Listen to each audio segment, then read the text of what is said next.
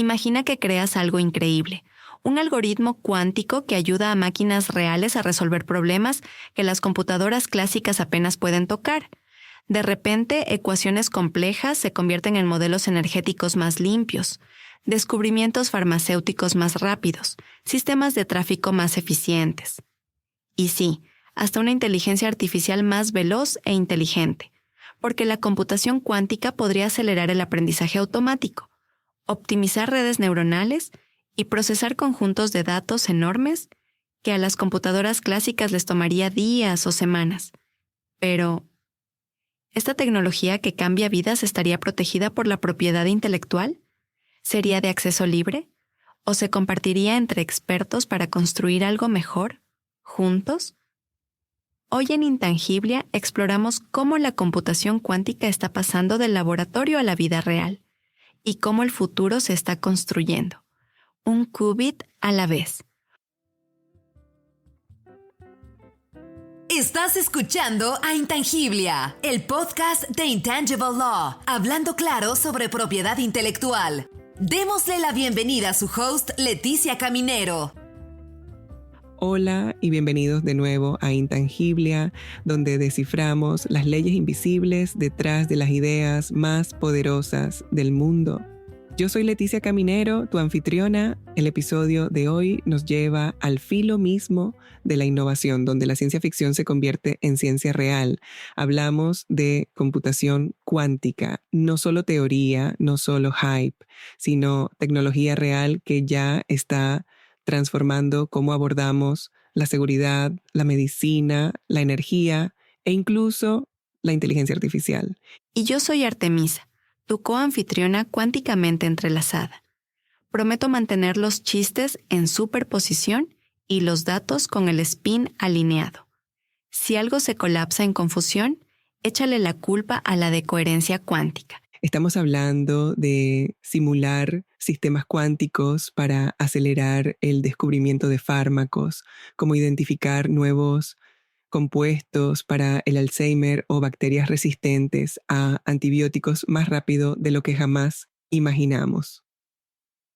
Resolver el problema de la estructura electrónica para diseñar baterías de nueva generación, como las de litio-aire o de estado sólido, que prometen densidades de energía ultra altas y energía casi continua para vehículos eléctricos, satélites e infraestructuras remotas. Ejecutar simulaciones moleculares de alta precisión para predecir el plegamiento de proteínas en tratamientos que salvan vidas, como lo hacen los modelos AlphaFold de DeepMind, que ahora se están explorando con refinamiento cuántico. Modelar el clima y la dinámica de fluidos para mejorar las predicciones a largo plazo, apoyando sistemas globales como Copernicus y la NOAA para anticipar eventos climáticos extremos con precisión atómica. Optimizar problemas combinatorios en tiempo real, como la gestión del tráfico para FedEx o Uber Freight, la administración inteligente de redes eléctricas y la optimización de portafolios financieros, como lo está haciendo K. Morgan con simulaciones de Monte Carlo cuánticas. Habilitar comunicaciones seguras mediante sistemas de distribución de claves cuánticas ya desplegados en el satélite Misius de China y en la Alianza Europea para el Internet Cuántico. Desarrollar aprendizaje automático mejorado por computación cuántica para identificar objetivos farmacológicos. Detectar fraudes y clasificar datos a gran escala, como lo hacen plataformas como PennyLane de Xanadu y Qiskit de IBM. Y enfrentar desafíos criptográficos como el factoreo de números primos enormes o la simulación de algoritmos resistentes a lo cuántico, presionando a los sistemas de seguridad del mundo entero para prepararse para los estándares de cifrado post-cuántico. Y en el centro de todo esto está la inteligencia artificial.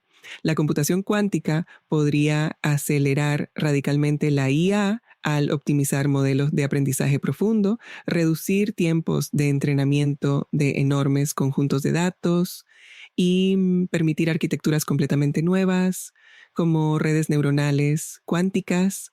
Los sistemas de IA que hoy toman días para entrenarse podrían evolucionar en cuestión de horas, con mayor precisión, menos recursos y un potencial exponencialmente mayor. La computación cuántica no es solo un concepto. Ya se está diseñando como herramienta para enfrentar algunos de los desafíos computacionales más complejos y críticos que enfrenta la humanidad, incluyendo el futuro mismo de la inteligencia. Y donde hay tecnología poderosa, hay propiedad intelectual. Si las computadoras cuánticas pueden resolver problemas que las clásicas no, ¿quién se queda con esos descubrimientos? ¿Se puede patentar algo basado en probabilidades? ¿Y cómo enfrentan los sistemas legales diseñados para tuercas y tornillos a máquinas que no siempre siguen la lógica clásica? Eso es lo que exploramos hoy. Los rompecabezas legales, la jurisprudencia que está cambiando las reglas y las ideas audaces que podrían transformar la propiedad intelectual en un futuro potenciado por lo cuántico. Antes de comenzar, una pequeña aclaración. Artemisa y yo, aunque encantadoras y sorprendentemente persuasivas, estamos impulsadas por inteligencia artificial. Cualquier opinión legal que compartamos es solo con fines educativos y de entretenimiento, no constituye asesoría legal. Muy bien, vamos a desglosarlo.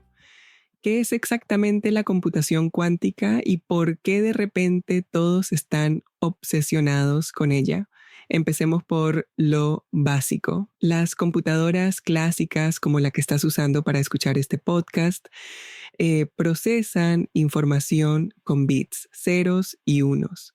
Cada aplicación, cada foto, cada emoji no es más que una larga secuencia de esos dos números. Todo funciona en línea recta. Sí o no, encendido o apagado.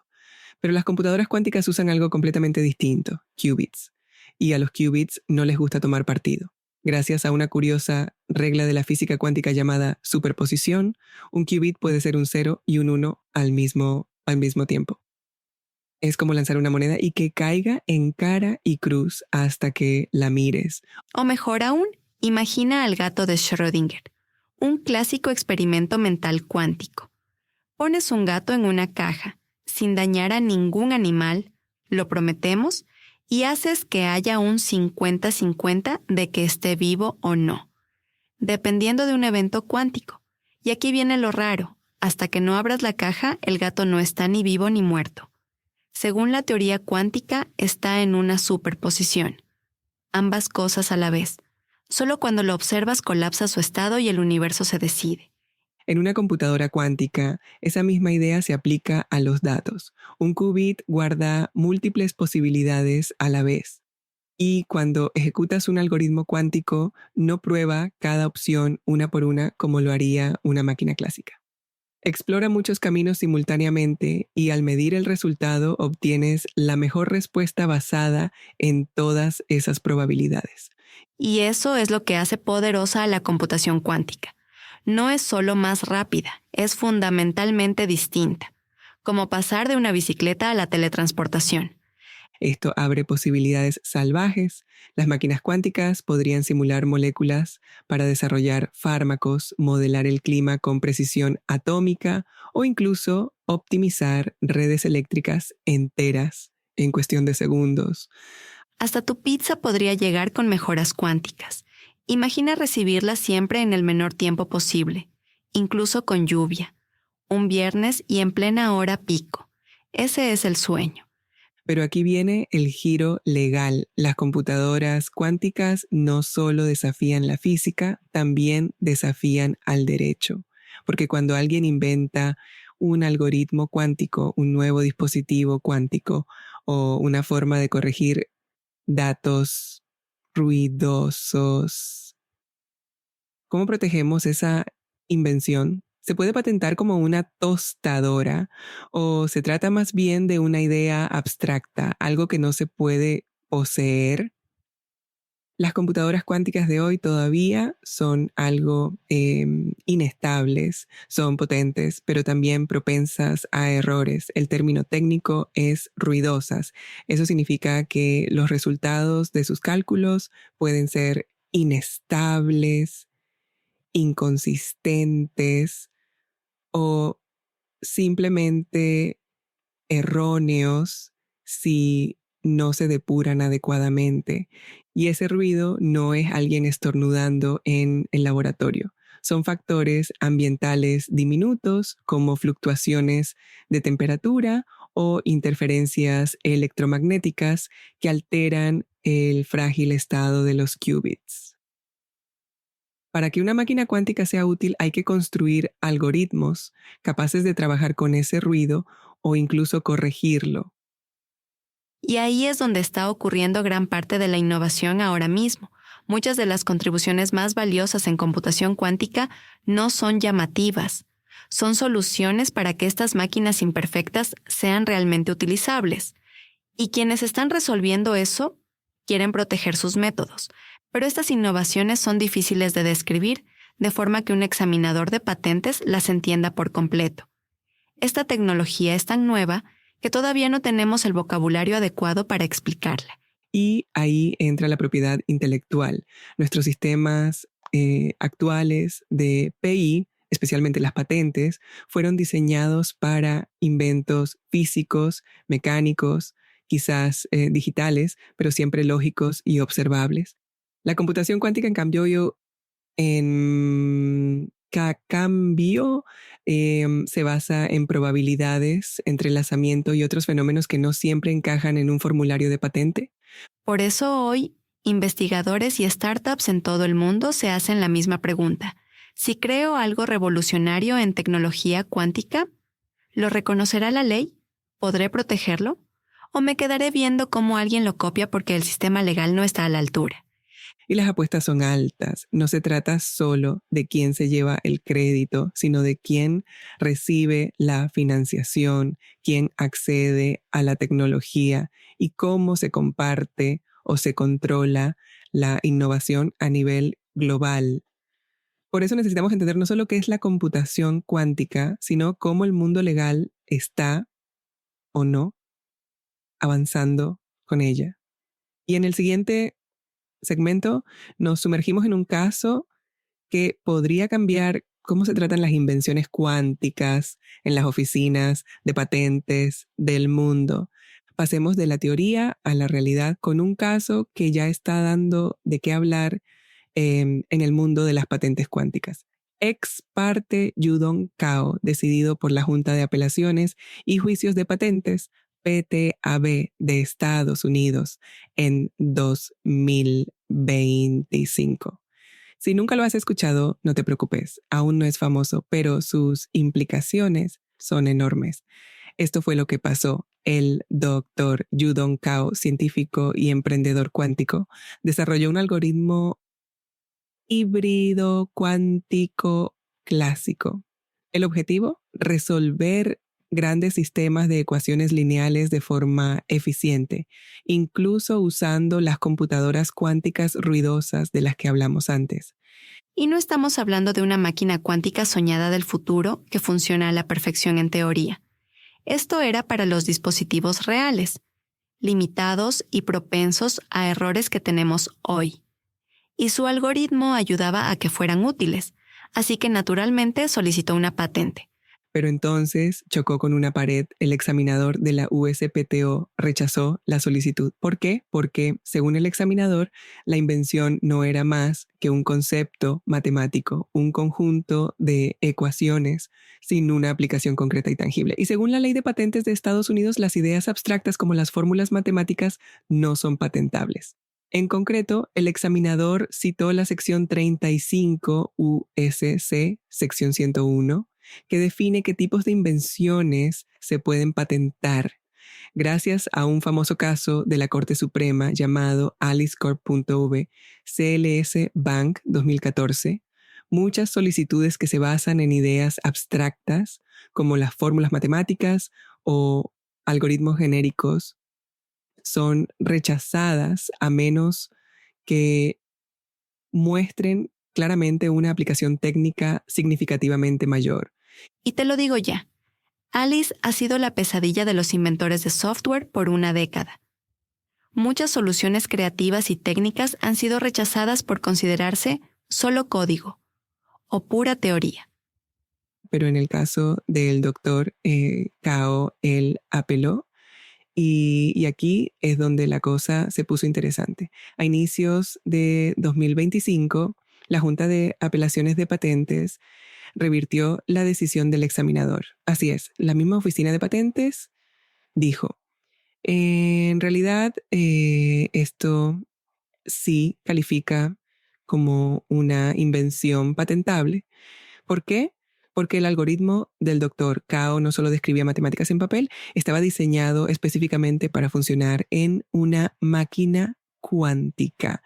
Las reivindicaciones de la patente incluían pasos como preparar un estado cuántico, aplicar compuertas cuánticas y usar mediciones cuánticas para obtener un resultado del mundo real. En otras palabras, la Junta dijo: esto no es abstracto, es práctico. Convierte máquinas cuánticas ruidosas en solucionadoras de problemas útiles. Eso no es teoría, eso es tecnología. La Junta incluso señaló que estos pasos integraban la idea abstracta recitada en una aplicación práctica. Esa es la frase mágica. Significa que la invención no era solo matemáticas, era una solución técnica a un problema técnico. Y eso es un cambio enorme, ¿no? Porque hasta ahora, la mayoría de las solicitudes de algoritmos cuánticos terminaban en el mismo bote que los algoritmos de software. Demasiado abstracto, intente de nuevo más tarde. Este caso abrió un camino. Si tu método cuántico está vinculado al hardware y resuelve una limitación concreta, podría ser patentable. Alejémonos un segundo para ver el panorama completo. Este es un caso estadounidense y no sienta precedente vinculante, pero es una señal. Muestra que el sistema puede estar empezando a adaptarse. Los examinadores y los tribunales están empezando a darse cuenta de que la computación cuántica no encaja en las cajas clásicas. Y también deja ver otra cosa. ¿Cómo redactas tu patente importa? La solicitud del doctor. Cao no decía simplemente aquí hay un algoritmo ingenioso. Explicaba los pasos cuánticos. Presentaba la invención como una solución técnica a un problema técnico. Le dio a la Junta algo sólido con lo que trabajar. Y eso es una lección para toda persona inventora cuántica allá afuera. No te escondas detrás de las matemáticas. Muestra la máquina, describe el problema, explica la solución. Y para los fans del tecnicismo legal, este caso no solo abordó la elegibilidad del objeto patentable, también rozó el requisito de descripción suficiente. Es decir, si la patente explicaba con suficiente detalle cómo replicar la invención. Spoiler, también lo cumplió. Así que, en resumen, ex parte Yudong Cao fue la primera señal real de que los algoritmos cuánticos, cuando están ligados al hardware y a resultados técnicos, pueden superar el obstáculo de las patentes en Estados Unidos. No significa que sea fácil, pero sí significa que es posible. Y en el mundo del derecho cuántico, posible ya es prácticamente revolucionario. Ex parte Yudong Cao nos mostró lo que es posible cuando lo cuántico se enfrenta al sistema de patentes de Estados Unidos. Pero, ¿qué pasa en el resto del mundo? Vamos a ver cómo otros países están abordando la innovación cuántica y la propiedad intelectual. Estás escuchando a Intangiblia, el podcast de Intangible Law, hablando claro sobre propiedad intelectual. Primera parada, Europa. La Oficina Europea de Patentes todavía no ha tenido un caso judicial mediático, pero ya está moldeando las reglas para las invenciones cuánticas mediante sus directrices oficiales de examen. La EPO permite patentes para tecnologías cuánticas, especialmente si la invención resuelve un problema técnico claro. Así que si estás diseñando un sensor cuántico, un sistema de control para estabilizar qubits, o un dispositivo de cifrado mejorado con cuántica, y lo presentas como una solución técnica, Europa tiene las puertas abiertas. Un gran ejemplo, la empresa suiza ID Quantique, conocida por su trabajo en criptografía cuántica.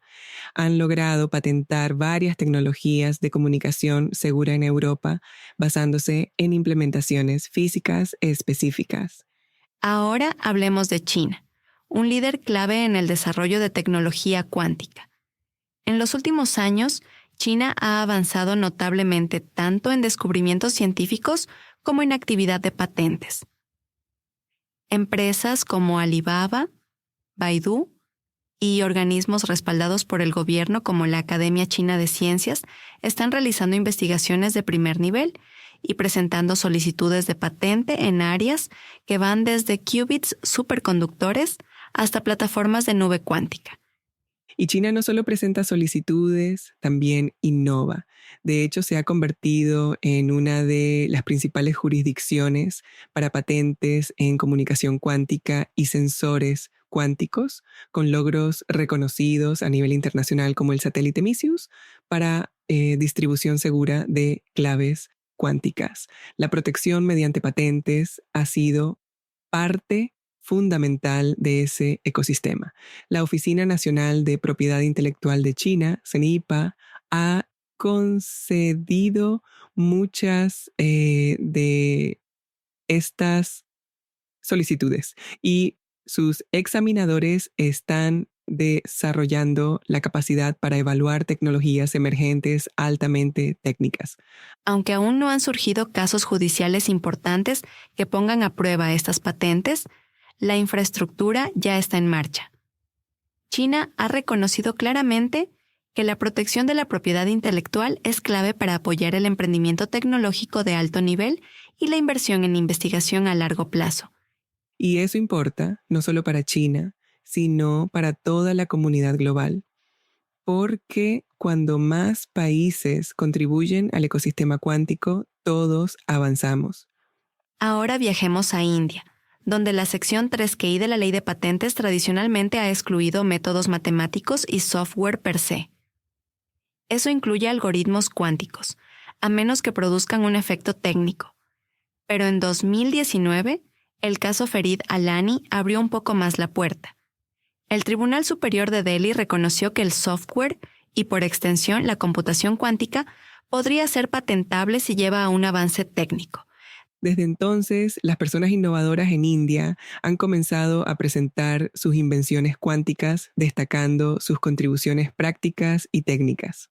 Aunque sigue siendo un entorno desafiante, hay un impulso creciente para modernizar las leyes de PI en sintonía con las nuevas tecnologías. En Japón, el gobierno ha priorizado las tecnologías cuánticas como parte de su Estrategia Nacional de Innovación. Empresas importantes como NTT y Toshiba están desarrollando activamente hardware cuántico y sistemas de comunicación. La Oficina Japonesa de Patentes, Kunno Tapeo, ha concedido patentes relacionadas con criptografía cuántica, diseño de qubits y circuitos cuánticos resistentes al ruido. Para apoyar esto, la JPO ha actualizado sus directrices para examinar invenciones implementadas por computadora, especialmente aquellas que generan efectos técnicos reales, lo cual es clave para las solicitudes cuánticas. Canadá, hogar de D-Wave y del Centro de Investigación Cuántica de la Universidad de Waterloo, se ha posicionado como líder en la comercialización cuántica. La Oficina de Propiedad Intelectual de Canadá, CIPO, permite patentar software y algoritmos si forman parte de una aplicación práctica. Como resultado, personas canadienses han obtenido patentes sobre sistemas de recocido cuántico, métodos de control y algoritmos híbridos. La Estrategia Cuántica Nacional de Canadá, lanzada en 2023, incluye explícitamente la protección de PI como parte de su ruta de comercialización, alentando a las personas inventoras a asegurar sus derechos desde temprano y a nivel internacional. Y en Australia, el gobierno ha financiado investigaciones cuánticas a través del Consejo Australiano de Investigación y ha creado programas dedicados como el Centro para Computación Cuántica y Tecnología de Comunicación. La Oficina de Patentes IP Australia sigue un principio similar al de Europa. Una invención relacionada con software, incluidos los algoritmos cuánticos, puede ser patentada si produce un efecto técnico. Allí se han concedido patentes para diseños de chips fotónicos, sistemas de corrección de errores y generadores de números aleatorios cuánticos.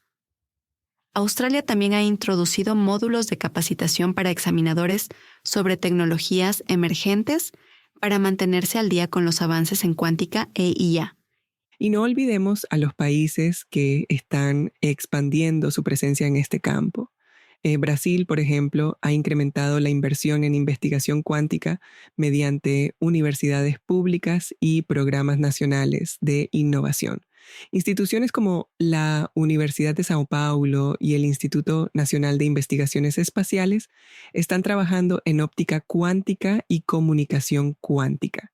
Aunque la ley de patentes brasileña excluye el software per se, las personas inventoras están trabajando dentro del sistema para patentar sensores cuánticos, dispositivos de cifrado y tecnologías híbridas que combinan hardware y software. En Sudáfrica, la financiación estatal a través de la Fundación Nacional de Investigación está apoyando estudios en fotónica cuántica, especialmente en colaboración con universidades como Stellenbosch y Wits. La legislación sudafricana permite la protección de invenciones con efecto técnico, así que hay margen para sistemas cuánticos aplicados, aunque todavía estamos esperando la primera oleada de solicitudes destacadas. Kenia y Nigeria forman parte de la Organización Regional Africana de la Propiedad Intelectual, o ARIPO, que ha comenzado a examinar cómo pueden sus Estados miembros alinear sus prácticas de examen de patentes con los desarrollos globales en tecnologías emergentes, incluida la computación cuántica. Aunque la I+D local en cuántica está en sus primeras etapas, estos países ya participan en diálogos políticos, planes de transferencia tecnológica y programas de fortalecimiento de capacidades para no quedarse atrás. Y eso es fundamental. El objetivo no es simplemente reaccionar más adelante, sino construir desde ahora la preparación legal e institucional, para que cuando la investigación cuántica se expanda globalmente, los marcos de PI en América Latina y África estén listos para apoyar a las personas innovadoras y atraer inversión. Ya que hemos visto las señales legales y las primeras decisiones alrededor del mundo, hablemos de cómo están las cosas realmente. ¿Cómo tratan los sistemas actuales de propiedad intelectual a las invenciones en computación cuántica? ¿Y qué están haciendo inventores, startups e instituciones de investigación para proteger su trabajo?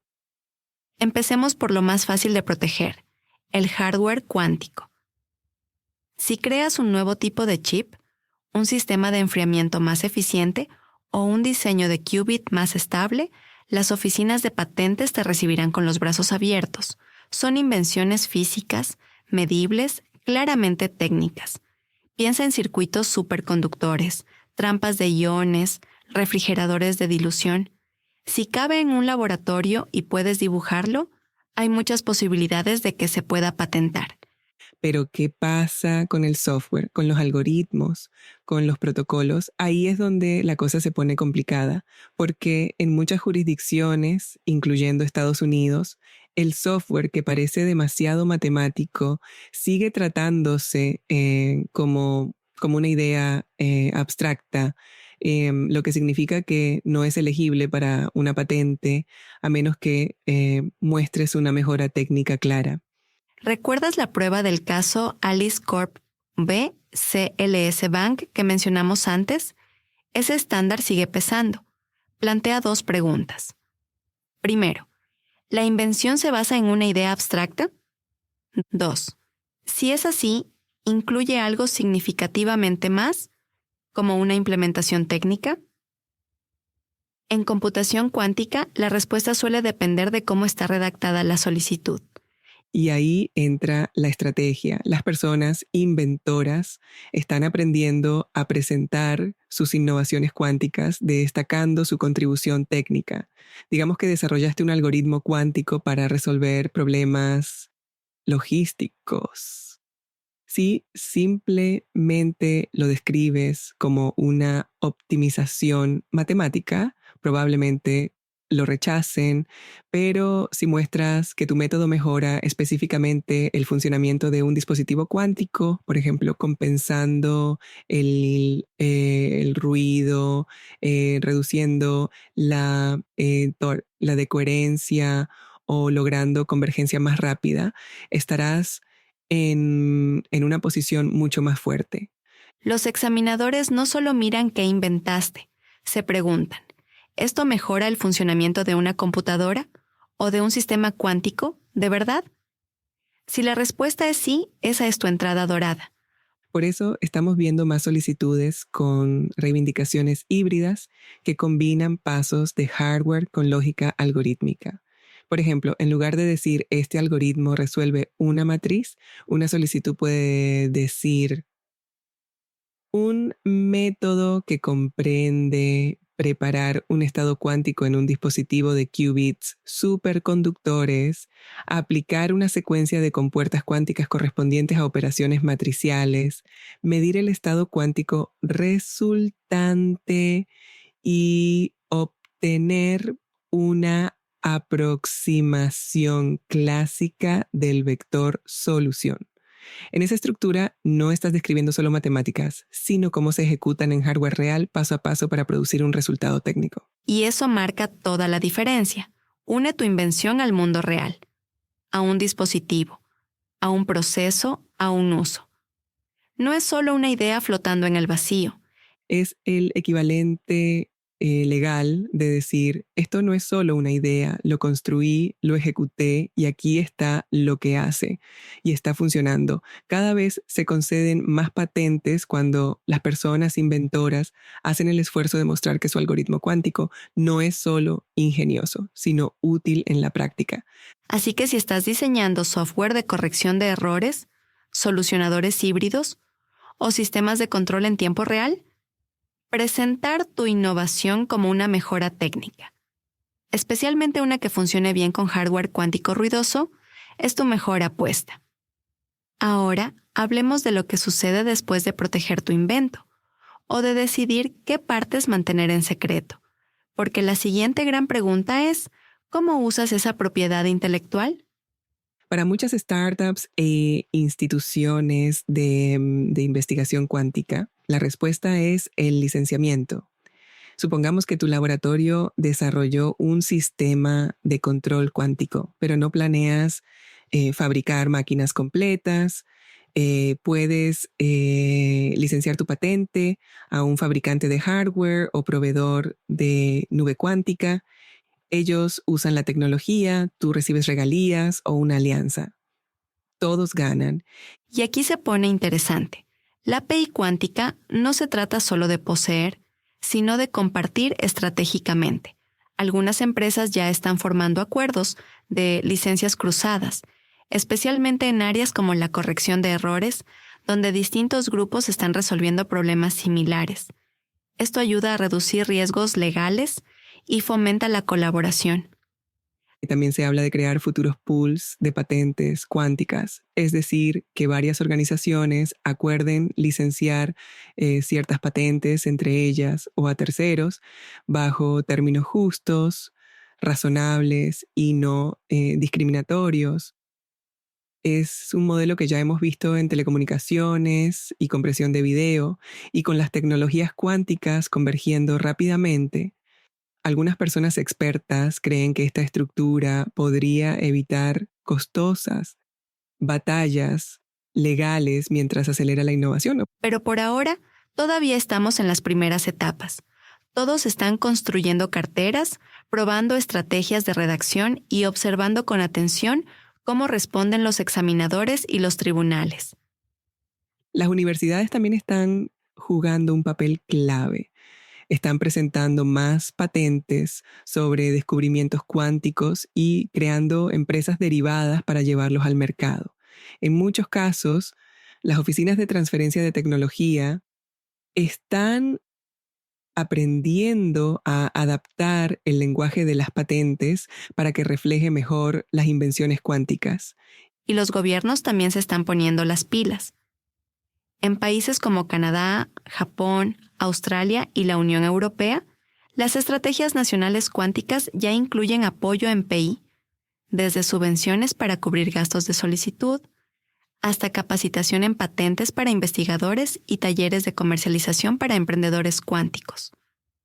También estamos viendo esfuerzos iniciales de fortalecimiento de capacidades en países como Brasil, Sudáfrica y Kenia, asegurando que examinadores, inventores y responsables de políticas aprendan juntos.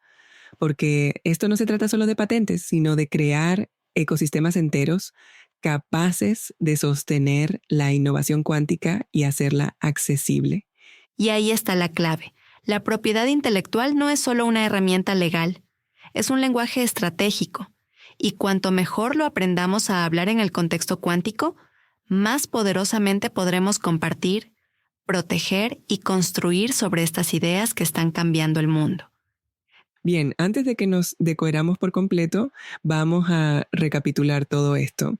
Aquí van 5 conclusiones de nuestro recorrido de hoy por la computación cuántica y la propiedad intelectual. 1. La computación cuántica ya no es solo teórica, es real, es compleja y ya está resolviendo problemas que las computadoras clásicas no pueden. Eso importa, para la ciencia, para la sociedad y para el derecho. 2. Patentar invenciones cuánticas es posible, pero depende mucho de cómo formules tu solicitud. Vincula tu algoritmo al hardware, resuelve un problema técnico, hazlo tangible. 3. A nivel global, las oficinas de PI se están adaptando a distintas velocidades. Países como China, Estados Unidos, Europa, Japón y Canadá lideran con directrices actualizadas y grandes volúmenes de patentes. Otros observan, aprenden y se preparan. 4. Las personas inventoras están siendo creativas. Usan solicitudes híbridas, secretos industriales, plataformas de código abierto y estrategias de presentación internacional para proteger su trabajo en un entorno legal aún en evolución. 5. El futuro de la PI en tecnología cuántica depende de claridad, capacitación, inclusión y un poco de imaginación. Si modernizamos el sistema con visión, podemos construir un futuro innovador, justo y, por qué no, un poquito mágico. Y eso fue todo por el episodio de hoy de Intangiblia. Si alguna vez dudaste de que el derecho pueda seguirle el paso al futuro, recuerda, a veces necesita solo un empujoncito de quienes lo están construyendo. Y a veces el futuro solo necesita una mejor abogada de patentes. Volveremos pronto con más historias ocultas, donde la creatividad, la tecnología y la ley se encuentran. Gracias por escuchar Intangiblia. Sigue brillando, sigue protegiéndote y no olvides colapsar tu función de onda antes de salir. Gracias por escuchar a Intangiblia, el podcast de Intangible Law, hablando claro sobre propiedad intelectual. ¿Te gustó lo que hablamos hoy? Por favor, compártelo con tu red. ¿Quieres aprender más sobre la propiedad intelectual? Suscríbete ahora en tu reproductor de podcast favorito. Síguenos en Instagram, Facebook, LinkedIn y Twitter. Visita nuestro sitio web www.intangiblia.com. Derecho de autor Leticia Caminero 2020. Todos los derechos reservados. Este podcast se proporciona solo con fines informativos y no debe considerarse como un consejo u opinión legal.